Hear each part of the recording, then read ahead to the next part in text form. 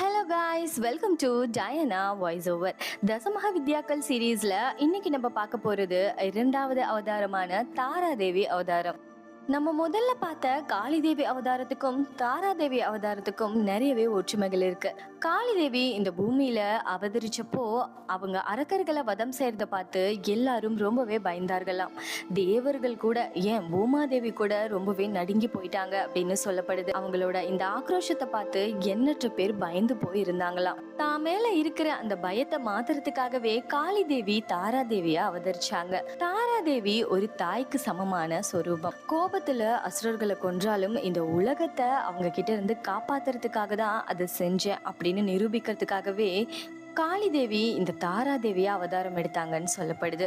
இவங்க பார்க்க தோற்றத்துல காளிதேவி மாதிரி இருந்தாலும் குணத்துல தாயுடைய அன்பு இருக்கும் அப்படின்னு சொல்லப்பட்டிருக்கு. ஒரு சில கதைகள்ல என்ன சொல்லப்படுது அப்படின்னா, சிவபெருமான் ஆலகால விஷத்தை குடிச்சப்போ தாராதேவி அங்க அவதரிச்சு சிவபெருமானுக்கு தாய்ப்பாலூட்டி அந்த ஒரு விஷத்தை முறியடிச்சாங்க அப்படின்னு சொல்லப்பட்டிருக்கு. இதை பத்தின உங்களோட கருத்துக்கள் என்னன்னு கமெண்ட் செக்ஷன்ல கமெண்ட் பண்ணுங்க. தேங்க்ஸ் ஃபார் வாட்சிங்.